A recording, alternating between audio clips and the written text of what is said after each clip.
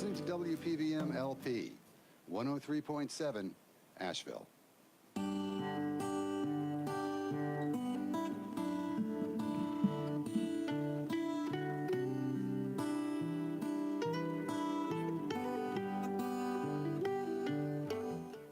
Good morning. You're listening to the BLAINESWORLD show, heard each Wednesday here on the new WPVM LP in Asheville, North Carolina. You can also listen online at www.wpvmfm.org, and also, if all goes well, you can see us on Facebook Live.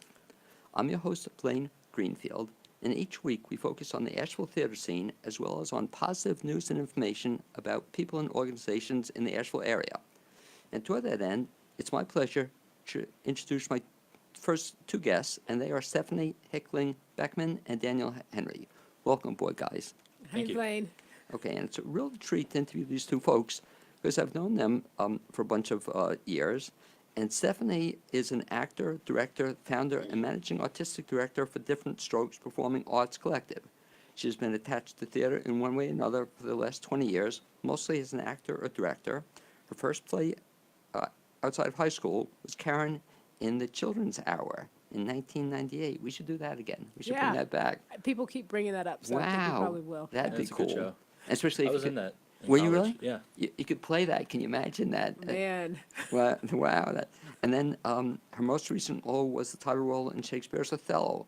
Little small role. That was Just tiny. little tiny small role. And that was such a cool production. Daniel, I've also known for a bunch of years. Daniel Henry, juror number 5, so Yes. we'll have to look for him in this upcoming show, was last seen with Different Strokes as Thomas in The Alabama Story, another phenomenal show. And he was also as in Othello after being away from Asheville for a month studying acting in the New York Conservatory for Dramatic Arts, excited to bring what he's learned to the stage. He was also been seen in the American Myth Center's production of The Ballad of R, and as he was in Magnetic's production of Dala as Tommy. And first of all, I'm just so pleased to have you both because you're two of my favorites in the Asheville area. Well, thank you. And I've been seeing, I've seen ever since I moved to Asheville, I've seen all your shows, I think, at Different Strokes.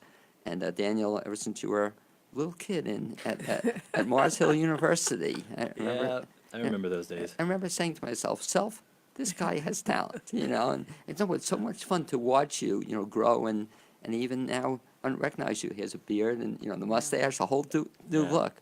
It's much different, yeah. He had to shave it off for Alabama Story, and he was like, but I look like a little boy. Oh, does he It makes really? me look like I'm 16. Well, it's so funny you said that, Daniel, because I remember when I first started teaching, I grew a mustache because it was told me would make me look older, And now, if I eventually shave it off, I'll look younger. Yeah. But Daniel, the question I ask, and I'll ask Stephanie the same question, but I always wondered, especially performers, that when you were a little kid, did you always know you wanted to be like an actor? Honestly, no. I didn't get into acting until it was my senior year of high school. Before I wanted to be a zoologist, I was really into animals and everything. And then I also played football in high school, and I decided to stop playing football after my junior year. And my mom said I needed to do something during the summer instead of just sit around and watch TV. And so she signed me up for a drama class, and I just fell in love with it. And I've just been, immediately I decided I wanted to act for the rest of my life. Yeah. But until your junior year, you never acted? Until that No. course? I mean, I did like a few things in elementary school, as anybody does, but no.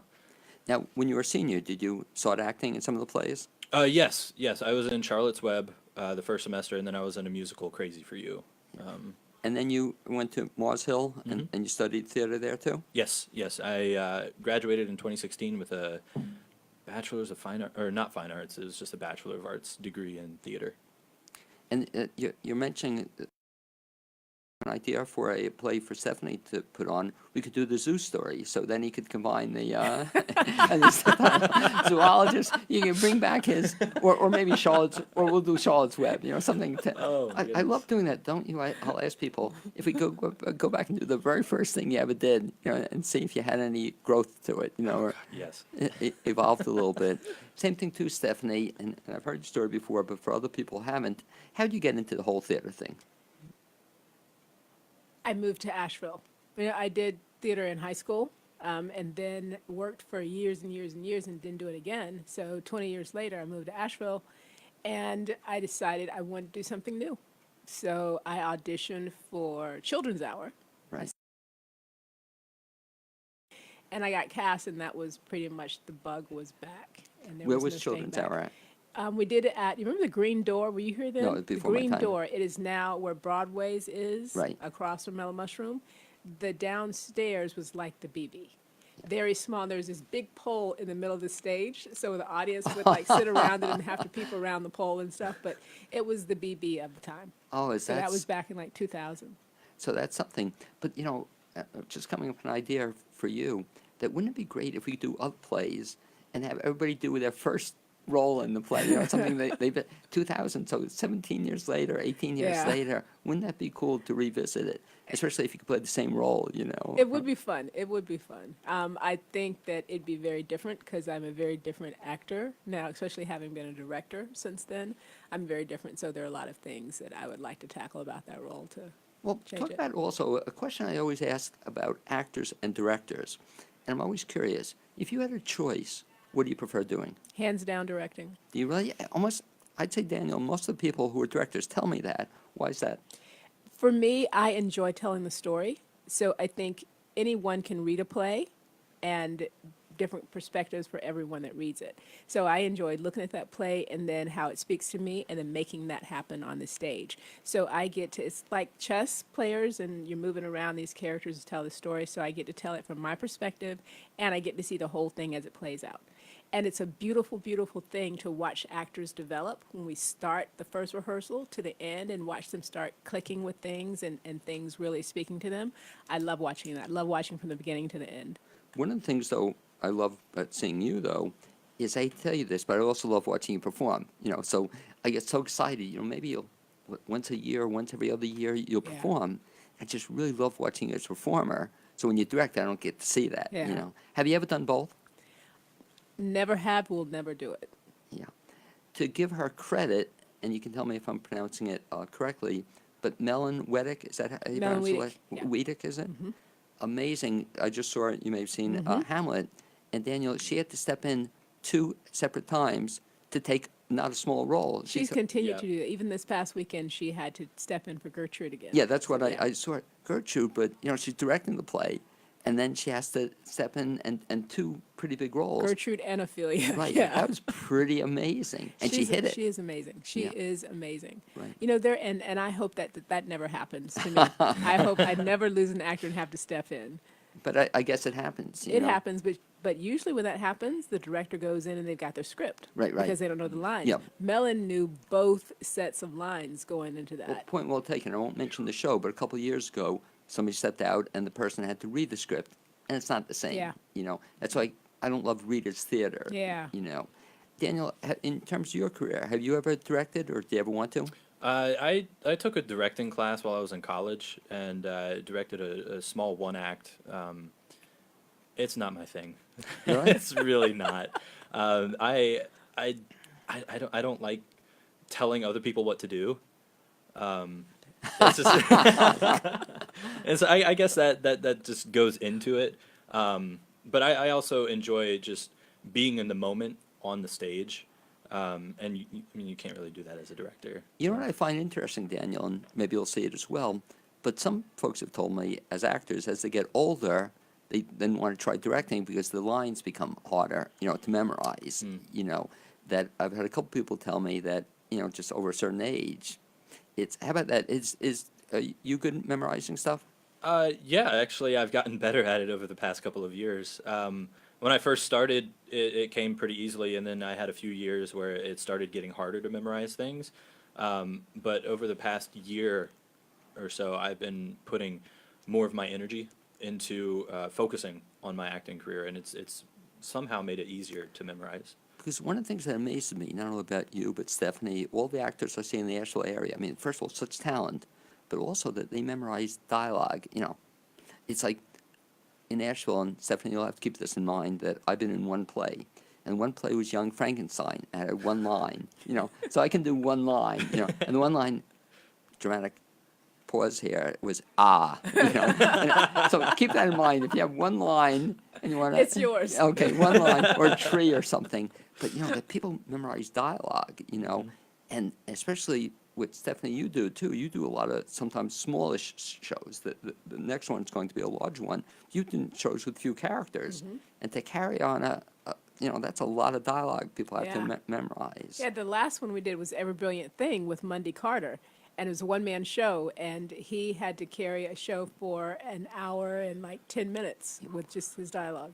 I always wondered, though, the advantage, though, to a one-man show, however, if he blows a line, the only person knows is, I'm listening. You just make it up, yeah. Right? Yeah. Where I tell a story, I once, years ago, Stephanie saw a show about Alzheimer's disease, and the woman who had the lead role was very good, and it seemed very believable, but the other performers were ready to kill her because she didn't know that, she's just gibberish, and you're waiting to come in, and you don't know when to come in. Yeah.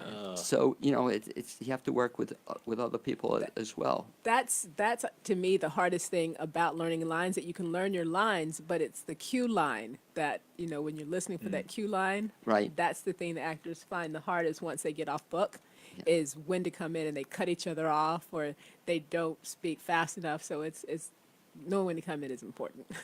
Talk a little bit about, too, what I'm really excited, and that's upcoming show.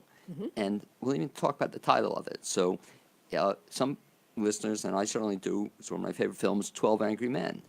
But what Stephanie does oftentimes, Daniel, is she doesn't want to do things like everybody else, Yeah. She wants to cast a little bit differently, And so what was your idea behind this one? So it actually, I always like to look at different perspectives. So I was looking at 12 Angry Men, and I really liked it, but I really wanted to have a lot of other voices in the room. I wondered what it would be like to have African-American people saying some of those lines, and to have Latin people saying some of those lines, and to have women saying some of those lines. So I really wanted to do that. And then when I applied to the publisher to do the mixed cast, they said, oh, you can already do that. We've already allowed for that. But what they do is interesting. They have a 12 Angry Women script and a 12 Angry Men script. And they suggest that you give the women the women's script and the men's script. But I didn't want to do that. I wanted the one original script because I didn't want the voices tailored to sound like, oh, this is how a woman would say it or this is how a man would say it. I wanted to really be honest and authentic. So the reason behind it was just when we look at the world and how it is, when we did Glengarry Glen Right, I was Ross just thinking with that, yeah. all women. So it was interesting hearing women say the things that men traditionally say. The same thing applies for 12 Angry Jurors. Because you were saying that just what I was thinking about. That was kind of interesting because it was a very male-oriented play, to have women cursing and being pushy and whatnot. Very interesting. But this, I don't really remember the movie, so that's kind of good in a way. I saw it so many years ago. But let me ask you this question, Stephanie, and I'll ask Daniel the same thing too. Before people do a show with you, do you recommend that they see the movie? No. Okay, stay away from it? Stay away from the movie. Stay away from other plays. I would really prefer if you've seen it a long time ago, that's Right. fine, but not while we were rehearsing because I need it to be real for that actor. And I don't need the actor doing it like another actor did it. Like Jack Klugman? Exactly. Because nobody's going to be Jack Klugman right now. And I'd like to get away from that as much as possible and just have that actor be themselves and do their own Now, thing. you saw the movie, of course, years ago? Yeah, years ago. Okay, same thing too, Daniel. Before you do a show, do you ever seek out the movie or are you curious about it? No. I like to look at the script and get ideas for character from the script itself. I noticed, like, when I first started, I would seek out, how other actors may have played a role. But then it's just not authentic. It's you telling the story of that character from another person's perspective, or perspective instead of from your own. Now, you probably, or I don't know, did you ever see the movie? Yeah, I did. It Years was ago? Right. in high school. So It was in now, class. Yeah, after- everybody had to in high school. Yeah. Oh, is that it? After the show, will you now go back and revisit it? Will you want to see it? I don't know. Yeah, Stephanie, will you? I might, but I don't think I'll be able to watch it and think that they did better than my cast. It's interesting. Aw. I get excited when I see a show, and I'll see it on TCM, Turner Classic Movies, and I'll see it, I'll write other performers are in it, 2 or 3 years later, I would think it'd be interesting Yeah. to see, or how juror, I don't know, who is, you might not even know, who's juror number 5 in the movie, do you know? I have no idea. It's a younger guy. I don't remember who it is. But that was such a famous cast, they're like every famous character, actor. And what's so exciting about you doing it and having Daniel and other folks in it as well, is that there's so many parts in it, but they're all kind of important, to the script. Everybody Yeah. has a key role in it. So you're asking about the perspective of the play. So this is what's really interesting is that every juror in that room kind of represents everyday people, and you're looking at the fact that 12 people get called into a room to decide somebody's life or death or whatever. So all of them have different reasons for voting the way they are. So we get to see all these biases revealed, whether it's racism or just wanting to get home, or you had a problem with your own kids, or that you feel like that was the way you grew up, whatever. Everybody has their own reason for being there. So even though some characters have a lot more lines, even the characters that have fewer lines are still really important to the story, because you're watching it and you're watching it unfold. And I really thought it was important that our audience care about every single person on that stage, not just the ones who are talking the most. And talk about the show for the benefit of listeners who may not know it, or Facebook Live people don't know it. Can you give kind of the Reader's Digest version of the show without giving away? Yeah. We won't give away what happened, Okay. but just up to it. There is a young man who's been on trial for killing his father. And these 12 jurors have to decide whether he's guilty or innocent. And the guilt verdict will carry the death penalty. So it's really important for them to deliberate and do this honestly.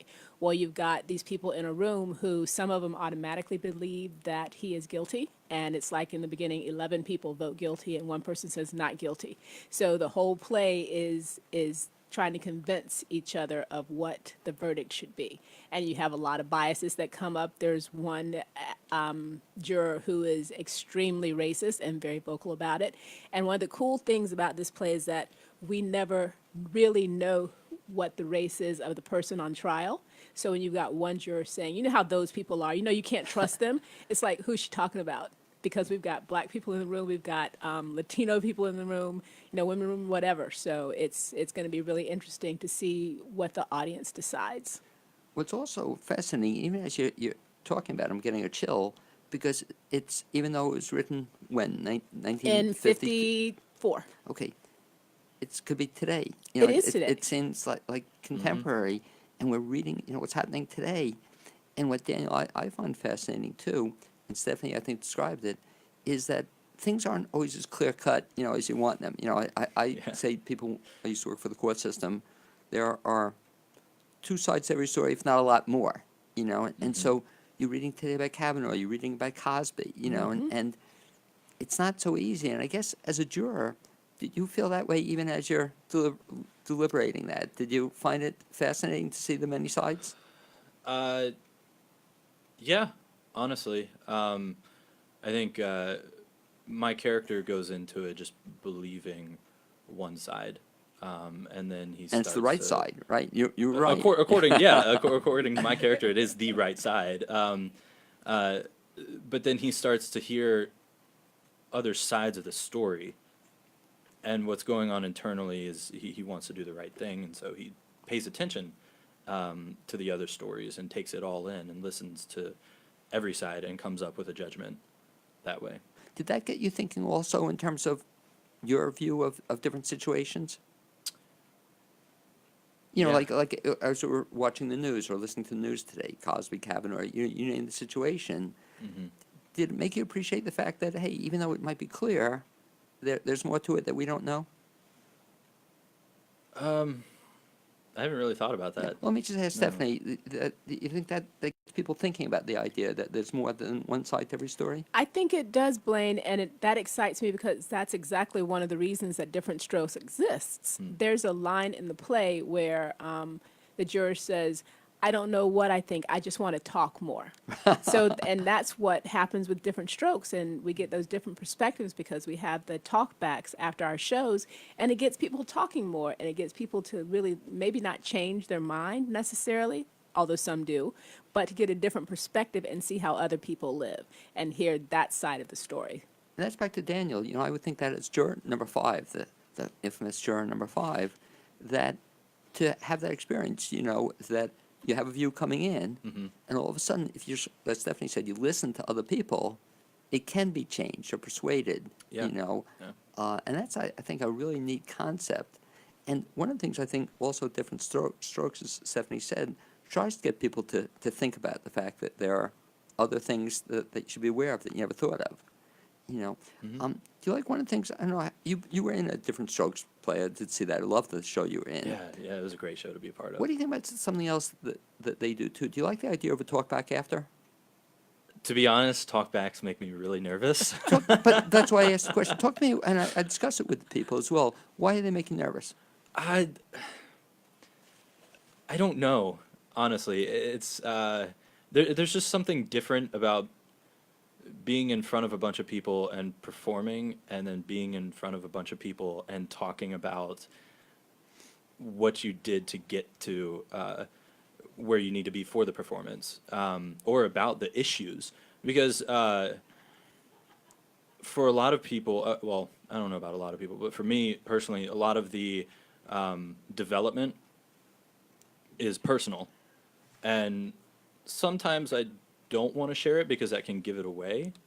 But I don't know. Also, I just don't really know what to say at talkbacks. Well, just that's why I put it on the spot. But it's interesting because I think I shared the article on the theater page on Facebook, Stephanie, about some playwrights don't Yeah. like talkbacks at all. You know, and I'm curious. I'm going to ask Stephanie because she's we'll say the queen of talkbacks. You know, but some people, it's like me with dreams, same kind of thing. That I dreams, I remember my dreams, and I just like to tell my wife about them, but I don't want to analyze them, you know. And she gets upset with me. She only wants me, what does it mean? You know, I don't care what it means. Talk to me about that with respect to the talkback process. I know you like them and you encourage them, but your talkbacks, and explain to the audience maybe, are a little bit different than I think others are. Yeah, I don't know why talkbacks were invented, and actually we tried to change the name of it to kind of get away from what it seemed to be. So we like to call them post-show discussions. I love it. So I feel like talkbacks have historically been the audience just asking the actor, so how do you learn all those lines? Right. What was it like to play that part? How did you know to do this or do that? Good point. And that's never been what we've done. It's been an extension of our vision and our mission to get people talking, to actually solve our problems by talking. So that's what the post-show discussions are for us. And what you do, which I think is great, you minimize the thing that my father used to hate, that people would just get up and say, hey, I really enjoyed the play, and juror number 5 was outstanding, you know, and I feel people can tell that after the play, or Yeah. when you walk out, you can tell the actors if you like them. But I love the idea of, you know, and we have friends who always go to the show with us, and that's their favorite part of the show. You know, they Yeah. love discussing it and getting other people's Yeah. perspective on it. You know, and what I've started saying now in my curtain speech is that why don't you stay to have a conversation with us afterwards? You know, see the play and stay for the conversation, because you know you're going to talk about it in the car on Right. the way home. You're going to talk about it when you get up and you're having breakfast in the morning. So why not talk about it with people who may not see things the way that you do? And inevitably, you're absolutely right that even after talkback, and you know, and we stay for the talkbacks for the most part, Cynthia and I always go back and we're talking about it. Yeah. You know, I say, wow, you know, and talkback. I love that point. A discussion sometimes gives us different perspective. Yeah. You know, we may have said, and your credit also, you pretty much let the audience direct it. You know, Yeah. run it. As opposed to, I've seen Daniel, some other people, the person running it just Yeah. wants to talk about their vision of Yeah. the play or something. We just facilitate the discussion with the audience. Talk about the cast you have for this play also, and specifically we'll talk about Daniel and the other people as well. But that must be tough. Like this play, how many people did you have come out for it? Honestly, Ballpark. I pretty much precast Okay. the show.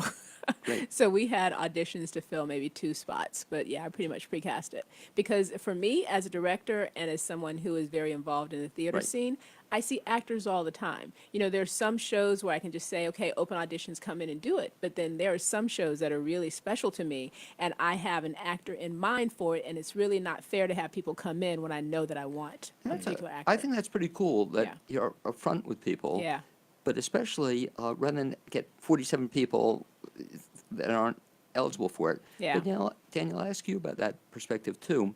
Must be one of the tough things about being an actor, tough thing for a director as well, that you've gone for some parts, I assume, and you haven't gotten some parts over the years? Yeah. You don't get everything you go for? No, you don't. You're gonna hear so many more no's than yeses, and that's just something you got to live with. It's not personal, and that's one of the things. If you want to make it as an actor, if you want to do this as a living, you don't want to take things personal all the time, because if you do, it's just going to take you down the wrong path. You must Doesn't be mean you're a bad actor. It just Yeah. means you're not the right one for that part. Exactly. Nevertheless, though, it must be upsetting sometimes. You go for a part, or there's sometimes you go for a part that you really want, especially. Yeah. Or do you ever get this? For example, Juror 5 was always my favorite in the play. Really? But you probably wanted to be. No, You're putting a lot of pressure on me now. no, but I'm saying you probably wanted Daniel to come in and he wanted to be juror number 3. And do you ever have that happen? You want one part and then you get another part?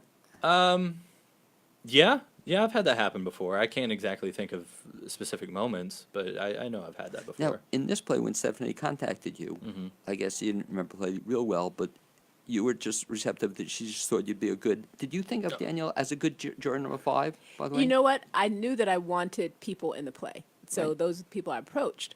But I did not know who I wanted in the play. So once I got people sign on, then I went back Oh, and looked interesting. at the jurors to see where they would fit. I just wanted a group of strong actors, really strong actors for this play.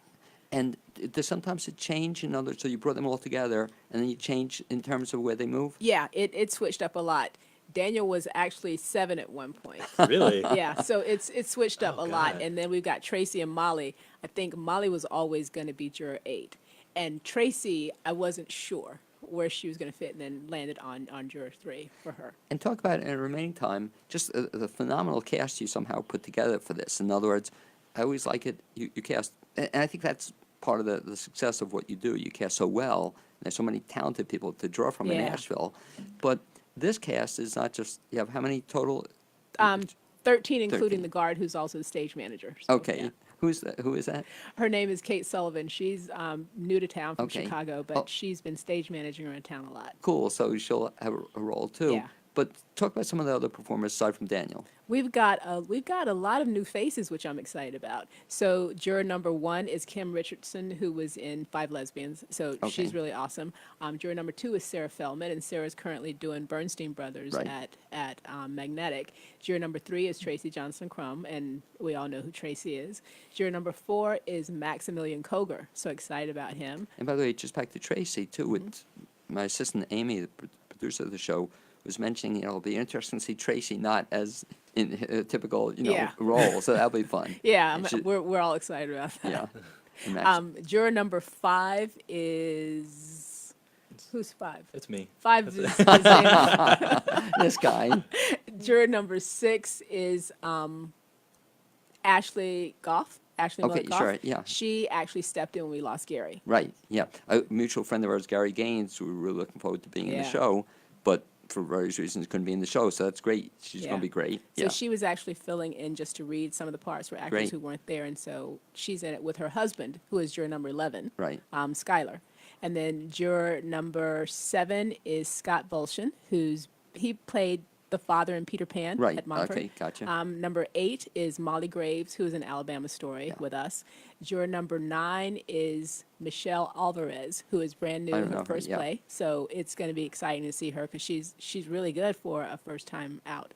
And juror number 10 is Natasha Charles. Natasha was in Montfort Park Players' production of The Importance of Being Earnest Okay. as the I- aunt. Yeah. Oh. Well done, yeah. She's amazing. And juror number 11 is mentioned- You mentioned, Skylar. Skylar, And yeah. juror number 12 is Bjorn Galler. And Bjorn was in Alabama Story, and he was in several plays at UNCA. So he's Yeah, a really very strong talented actor. too. So. But boy, Daniel, I don't know about you, but Stephanie should get credit just for memorizing that. And she wasn't even reading that. My God. You know what's interesting is that during rehearsals when we're giving notes, I always switch up actors, Oh, really? juror 8 and 3. Yeah. And never always, so it's. 2 final questions. Daniel, what's next on? Do you have anything next on the agenda? Yeah, I start rehearsals for Misanthrope at Oh. the Magnetic well, the rehearsals actually start next week, but I won't be able to attend until the following week because Tech Week for Angry Jurors is next week. And that just blows me away that you can do that too, that you're working on one play and then working on another at the same time. We'll see how it goes. Have you ever done 3?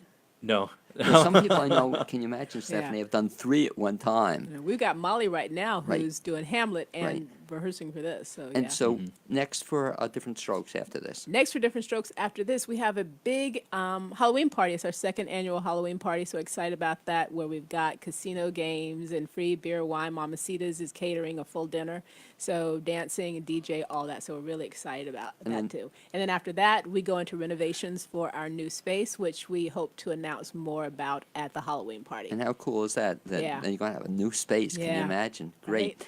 Last question, Stephanie. If anybody wants to get more information about 12 Angry Jurors, Mm-hmm. we want them to certainly come to it. Best bet is to do what? Go to our webpage. That's differentstrokespac.org. P is in Performing Arts Collective, so PAC. You go to the website. Also, you have a very active Facebook page. A lot of good Yes. information on that as well. Hey, you guys are great. I mean, I can't believe how excited I am that you're here, but also that I get to see the show in a couple of weeks. you Yeah. know. Really looking forward to it. Thanks an awful lot. Thanks Thank a lot, you. Blaine. Okay, great. And as bye guys. Okay, as Stephanie and Daniel work their way out, get out.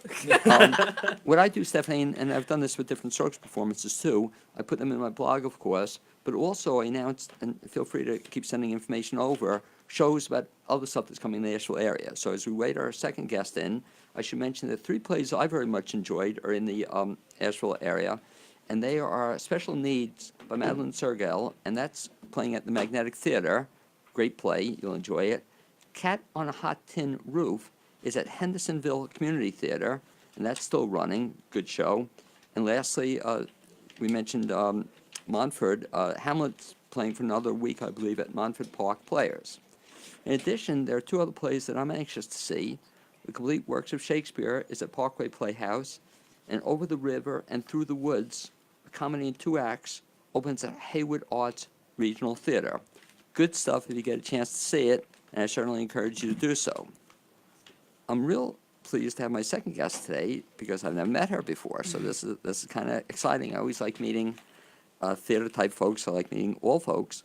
But I'd like to introduce our second guest to the Blaine's World show, and she is Kirsten Leigh. Leigh. Leigh. Yeah, Okay, that's my middle name, yeah. Daniel. You got Kirsten. Asheville, and welcome aboard, Kirsten. Thank you so much for having me. Okay, and again, first time I met Kirsten, but Kirsten is a theater. I like that. Theater creative. That's how you call yourself. Theater. Yeah, because I do a lot of things, so I've just decided that that's what I'm calling myself. What a great title, theater creative. Yeah. And that sort of covers everything. Yeah. And she's an educator here in Asheville. She's the founding artistic director of Venture Shakespeare, and currently serving as a guest director position for UNCA for their fall production of War of the Worlds. We'll talk about that production in just a second, but talk a little bit about, Kirsten, your background in terms of, you may have heard me ask Daniel and Stephanie, that when you were a little girl, same thing too, when you were Yeah. 7 years old running around, did you always know you wanted to be in theater? Yeah, I think so. I was in Mrs. Prine's first grade class, and I played the lead stirrer in Stone Soup, and I can't thus here I am today. You remember that? I can't believe Yeah. that. Now, did they tape it also? Did they video it? Oh, Can you imagine if they had? I'm sure that I'm sure my parents have it somewhere. Well, is this something we can look forward to seeing at UNCA in the future? We're going Yeah, to- me being the lead, the lead stirrer in Stone Soup. Yeah, I think that's the next production. It'll be up next weekend. or at least to just direct it. Wouldn't that be a cool thing to Yeah, do? To yes. bring back memories. I know. So in first grade, that is too cool. Now, by the way, I'll ask you, I used to teach college level. Mm-hmm. Have you ever told your first grade teacher that story or that you remember it? I haven't seen Mrs. Prine in a really long time. You want to knock her socks off, seriously, if she's still, hopefully she's Yeah, still. I think I can't imagine she's not with us. Do us, well, we hope, but if you're listening, but do us a favor. I'll send you, I told you after the YouTube video of this, send Okay. it to her. Okay, Wouldn't that be cool? Yes, to see that she's an amazing woman and changed my life. great story in Yeah. first grade that Yeah. she put you in your first play. Uh-huh. That is great. Yeah. So you started out in first grade. How did you evolve from there? Well, I was really lucky. I had an amazing theater arts program in high school. My director was Nancy Brennan, and she challenged me in really sort of creative and sort of inspiring ways. We used a lot of drama as education rather than just being in plays. I was part of the drama team, and we went into health classes and history classes Oh, cool. and used drama as a tool to teach. And then I Were you in plays in high school? yeah, throughout? yeah, I was in plays in high school. I choreographed Guys and Dolls my junior year. I was a hot box dancer. I played Mother Hicks in Mother Hicks my junior year. I choreographed Godspell, and Okay. yeah, I was pretty active. I certainly got the bug, and then I realized about a month before my senior year that I didn't want to be a doctor anymore. That's what I wanted to be my whole life. and I called her up and I said, I think I want to be a theater teacher. And she said, oh, thank goodness. And then drove me to Emerson College, and Yeah. I met Bob Colby, who is the director there, and the rest is sort of history. Well, I'll challenge you to the same thing I challenged the other guests to, is what we should have you next do, or at UNCA or wherever you direct a play, to direct one with like a medical theme or something, Yeah. or a doctor, about a woman who gives up everything. Yeah. Or that could be your, have you ever written a play? That's a vulnerable question.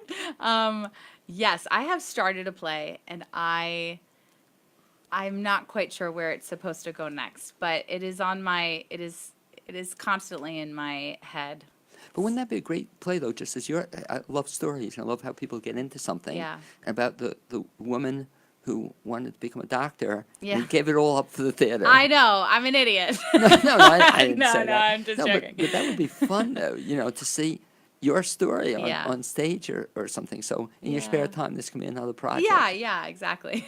So then in college, Yeah. you did acting and directing. All Yeah, sorts of I stuff? went to so I went to Emerson College in Boston for theater education, and my emphasis was in acting. So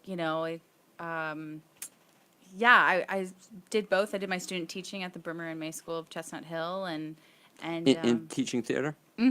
yeah, and so got my teaching licensure, and that's how I ended up in Asheville, because I got hired to teach at AC Reynolds High School as the theater director there. So I did that for 8 years, and it was some of the most inspiring work of my life. So the question I always ask too, especially directors, and so you've done, and that's really cool. You've done choreography as well. You've done the whole gamut. Mm-hmm. You prefer directing or acting? I prefer directing. That's a hard question though, because I love acting as well. But mostly I continue to act because I think it's important to remind myself just how hard it is. Right, it is hard. It is. It's really hard. It's really vulnerable, and we ask our actors to do so much, and I certainly do as a director. I ask my actors to do a lot, and to give themselves over, and to the script, to the story, to the audience, and I think it's important to be reminded just what a sacred thing that is. And so I get to do that, and I like working with certain people, and so I try and limit my acting time to be really meaningful moments in my As life. a director, have you ever had to step in at last minute for an actor? Yeah. I don't think so, but I certainly had to do a lot of rearranging during some of the high school plays with someone getting sick or whatever, and needing to sort of jump in and reassign roles. Your story reminds me of a TV show I saw not too long ago, Young Sheldon. It's kind of a super little comedy. But the little kid, he's a brilliant kid, is encouraged by his teacher, George Costanza. Oh yeah, from Seinfeld. Right, Seinfeld. Okay. And he's the high school drama teacher, you. Oh. He's encouraged to act, and he takes it up, and he gets the lead role in a play, Annie. and he's going to be Annie, wear a wig or something. So last minute, he gets stage fright, and George Costanza comes in as Amy. I love that. It's so funny, He's hilarious. But I can see you doing that. Can you imagine? Yeah, there was a moment, there's a hilarious thing that I remember from, we did a talent show at school one year, and I like did a Shakespeare speech with some of my Shakespeare students. And we all just got the giggles. Right. It was like a hot mess, and everyone was looking at us like, what is happening up there? But it is one of the, one of the treasures of my life, because I loved those students so much, this group of young women that I had in Julius Caesar. They're some of my favorite people. Now, it's interesting, too, you mentioned Shakespeare. So, and I want to know more about it. So you actually formed a Shakespeare group at one time? Yeah, I did. So I'm the founding artistic director at Adventure Shakespeare, which is a fledgling company. We're just beginning, where we research, collaborate, and create new work inspired by Shakespeare. We had our first month-long training program this past summer. And I had 5 students, and, I was able to bring in some friends from all of my sort of past lives of, theater people that I meet along the way that I deeply connect with. And because we don't live in the same spot, I don't get to work with them all the time. And, because I am an educator first, I like to make theater in a learning environment. I think that creativity blooms and risks are being are allowed to be taken, because we don't necessarily have that dollar sign at the end, that many people are often have to pay attention to. So being in a learning environment, that's the type of culture I want to be a part of and create. And and so we'll have our next month-long training program for 18 to 25-year-olds, May 2019. Now, on this training program that you did, the first one, was production at the end to do something? Yeah. I was super lucky that Kenilworth Presbyterian Church allowed me to use their chapel as a rehearsal space, and Very nice. for about 3 weeks, they were so generous, and then I was able to go do a week and then have performances at East West Vintage Rentals over on the Bend where Archetype Brewing is. Right. And we worked for a month on voice and movement and deep text analysis, and then created a new one-act play inspired by Shakespeare's Twelfth Night. Very cool. Yeah, and I was super lucky. I got to have my friend Monica Gross, who's a AT instructor here in town. And she came in and did a lot of work with the students, and really helped support me. I think that's a big part of it too, is that I'm not just a teacher, I'm a learner, It almost sounds like a Mickey Rooney, Judy Garland, type thing. Hey, let's get together and we'll put on a show. We're going to put on a show. Oh, is that cool? Well, do me Yeah. a favor, if you remember, come March, April, and May, let's have you on again, and we'll talk about the upcoming Okay.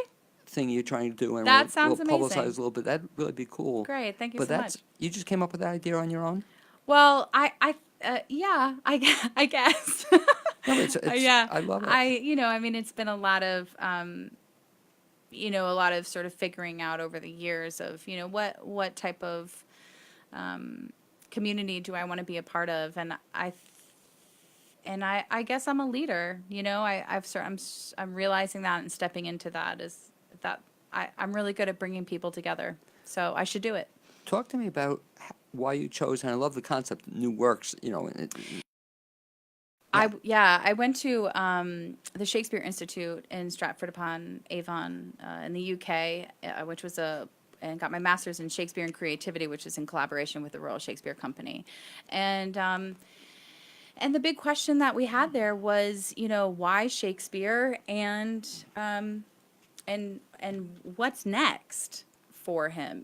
We've been doing it for 400 years. Are we just supposed to continue to do his plays as they were written in Elizabethan garb, or, what comes next? And I really love that. I I sort of, I equally love Shakespeare and Pina Bausch, who's, was an avant-garde theater taunt. She created Taunt's Theater, and I'm obsessed with her. And so I'm sort of like blending the two. Who knows if anyone will like it, but I do. Well, I was wondering, though, just, I guess my personal bias or curiosity is why you chose Shakespeare, though. You could have chose a contemporary American playwright. You could choose Sure. somebody else. What got you into Shakespeare? Yeah. I was really afraid of Shakespeare for a really long time. I was this quote unquote smart kid in school, and I felt really vulnerable when we did Shakespeare because I didn't understand it. I thought that I should have. It made me feel dumb. And then I went to college, and I avoided Shakespeare at all costs. Like, I really did. And then I was in a stage combat class, and I had to do a scene. I think it was from Midsummer Night's Dream, and we had to like put a sword fight in a scene. And my teacher, Ted Hewlett, was like, "Are you sure you've never done Shakespeare before?" I was like, "Why was it terrible?" He's like, "No, I think you need to go to Shakespeare and Company and do that." And so that's what I did. The summer after I graduated college, I went to Shakespeare and Company, and Tina Packers, the woman who founded that company in the 70s, and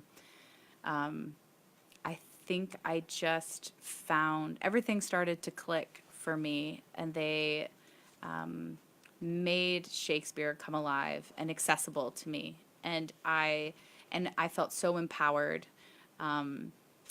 And I wanted my students to feel that exact same way. I don't want anyone to feel afraid of Shakespeare. He is for everyone.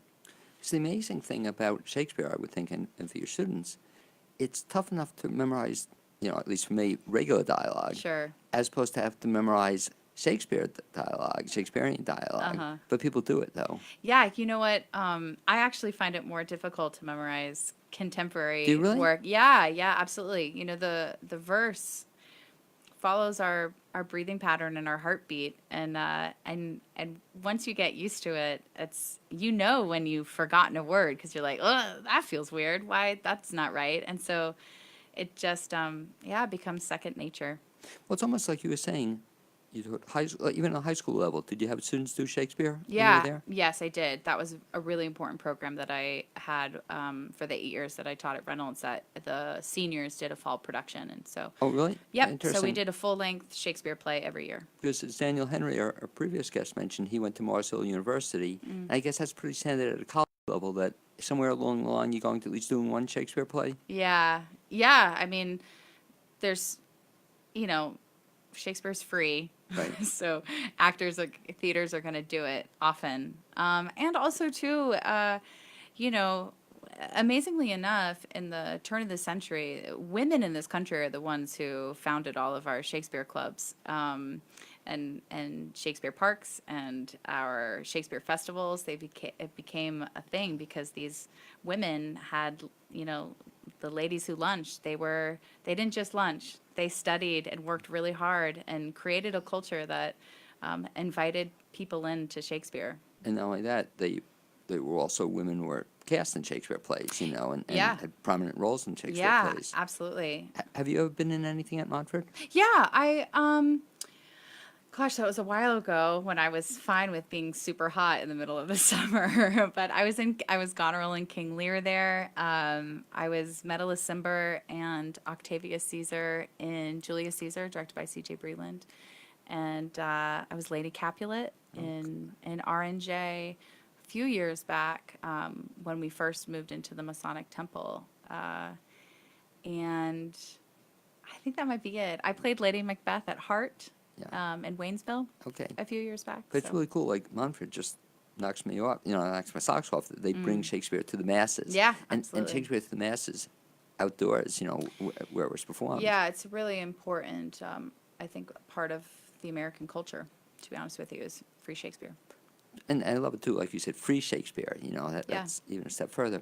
Talk a little bit about now in Asheville what you're working on now, which is kind of exciting. Yeah. And by the way, why I think it's so exciting, I give you credit, is because I love when people bring to Asheville stuff that I haven't seen or hasn't been done? Because Yeah. one of the problems I have, some stuff is just done over and over. Over and over. So yeah. talk about what you bring next. Sure. So I got hired as a guest director at UNCA, and to do the 80th anniversary run of War of the Worlds by H.G. Wells, and it's the live radio version that Orson Welles did on the radio that scared a nation. Okay, a lot of people don't know the story, you know, so that'll be great to bring it. Yeah, it's fun. You know, it's about Martians and attacking the Earth, and you know, I think you know, it's still relevant today. Obviously, it's not really talking about aliens from outer space. Now, I love that's still relevant. We don't have aliens. Maybe we just have aliens in the country. you know, or Yeah, whatever. indeed. Yeah, you know, it's fear-based, you know, and that's really what it is, examining how we react as human beings to outsiders. Now, And Is yeah. this version, I think I recall seeing one version where just a few people play a lot of characters. Is this version? Yeah, you know, here's the thing. As an educator, I want as many people to be involved as possible. So yeah, there's a lot of, in the original casting, there was, you know, Orson Welles played like seven parts. That's you what I know? recall it, yeah. Yeah, but like, no one's Orson Welles, so let's not even try to do that, you know. And I want as many students to have an opportunity to engage with the work and to be a part of an ensemble and to show up and work hard for something. And so I have 11 students, well, actually 10 students and 1 faculty member at UNCA who are in the play. Talk about the one faculty member who I do know.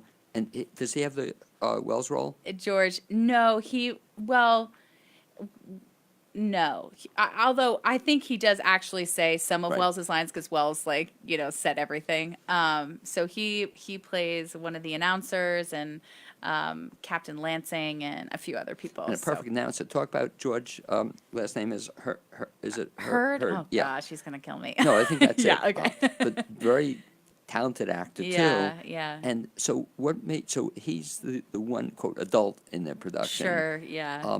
And what made you choose him, or how did he get involved? Yeah, you know, there was a lot of people who auditioned that I felt I'm interested in a diverse cast and shapes and sizes, and, you know, it's Asheville, so we don't necessarily have the sort of racial diversity that a larger city would have. Yeah,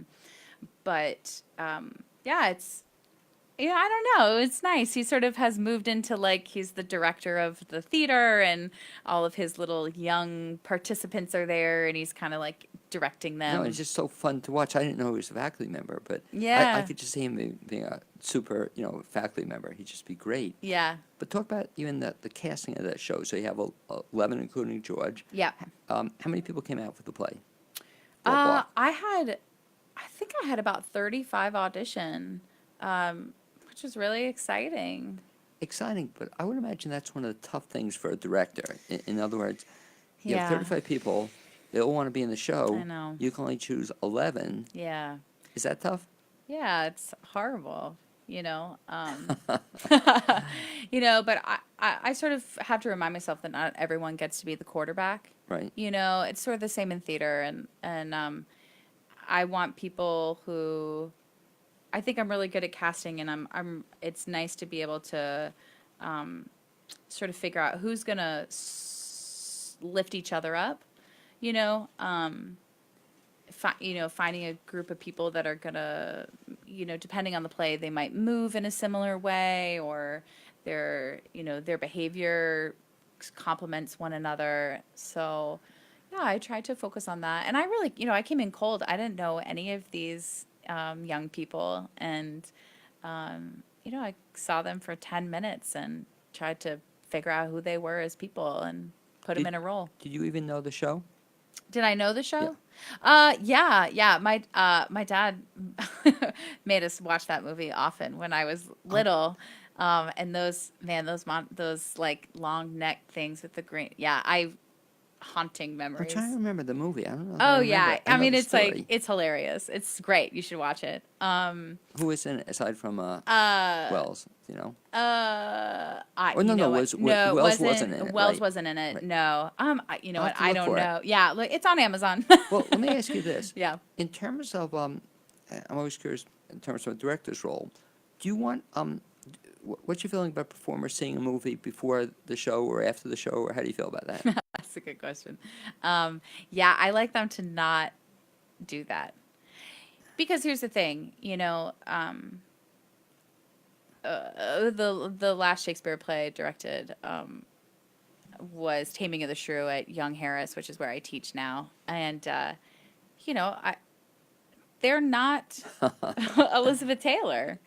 I'm not interested in that. You know what I mean? Like, our story unfolds with the people who play those parts. So, mimicry or trying to be something else. I'm looking for those sort of authentic moments, and I like to discover things as we go. And so, I do a lot of research. As a director, I try and watch and read and listen to as many discussions and other directors talking about how they approach things. Because sometimes you're gonna, get a question. Someone's gonna pose a question and be like, "What? I didn't even think about that." And all of a sudden it starts unlocking something, and then I get to have that discovery, and it gets to be the story that I create with my students. So It would be fun, I would imagine, as a cast party, or a week or 2 weeks later, Yeah. to watch the original, Yeah. and then critique it. Yeah, or- yeah. Wouldn't that be fun though? Yeah, I mean, what's nice about the radio play is that you can actually listen to the original on YouTube. You Yeah. can listen to the original one on there. Radio Lab, the program out of WNYC, they did an amazing. So anyone who wants to know about the play and the history should listen to the Radio Lab program where they talk about War of the Worlds. It's super interesting. Now, it's probably interesting also from your standpoint, though, when people audition, some people probably didn't know any of the story or didn't know about it. No, I don't think they did. There's a few of them were like, "Oh, I love this. This is so cool." I was like, "Great," But I think for me, it really is about just starting at ground zero. We didn't know. None of us knew each other. They didn't know me, at least.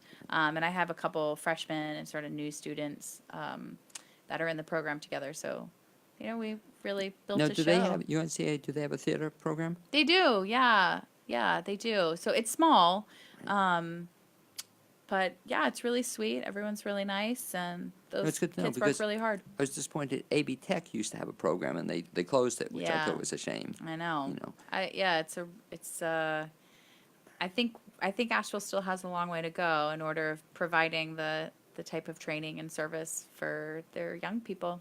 Who should come to the show? Yeah, everyone should come to the show. But is it directed, like, what age limit? Is there Yeah, an age? no.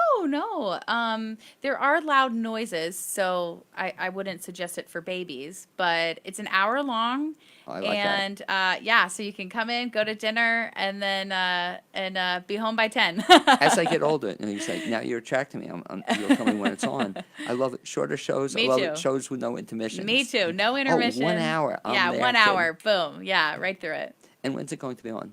It will be this Friday and Saturday at 7:30, and then there's a midnight performance on Saturday. I won't be there. Yeah, no, me neither. I was like, have fun, everyone. I'll be in bed. Oh, well, that's a great thing. A midnight performance. Nothing on Sunday? No, Oh. it's just 3 performances. So Friday, Saturday at 7:30, and Saturday at midnight. Oh, wow. And you can, go to thedrama.unca.edu, and that's where you can purchase tickets for the school.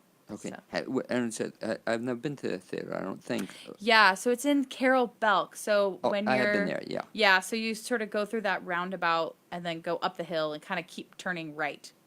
Okay. You'll find it. You'll find it. You know, it's a tough campus to get used to. Yeah, it is. It is, because you can't really, it's all on hills, so you can't see, there's no vantage point. Last question. What's next on your agenda? Yeah, next on my agenda is I will be directing Oklahoma at Theater Young Harris, which is at the school that I teach in Georgia, in February. And then I'll be getting ready for Venture Shakespeare in May 2019. How far away is that? Young Harris? Yeah. It's 2 hours. Oh, it's a shame. Yeah. It's a sweet little program, though, right past Hayesville. So if you want to go to some wineries and see a good show, head on down there. Anyway, thanks very much, Kirsten, for being my guest this second half hour on the BLAINESWORLD show. I'd also like to thank my guests the first half hour, Stephanie Hickling, Beckman, and Daniel Henry. Also, Amy Prisnash, my producer, and to Zuzu Welsh, who provided the music you heard at the beginning of the show, and you'll now hear at the end. I look forward to having you join me next Wednesday at 9 a.m. here on the new WPVM LP in Asheville, North Carolina. And you can also catch us, hopefully, on Facebook Live. And thanks for being with us. Hopefully, we'll see you next week. Thank you.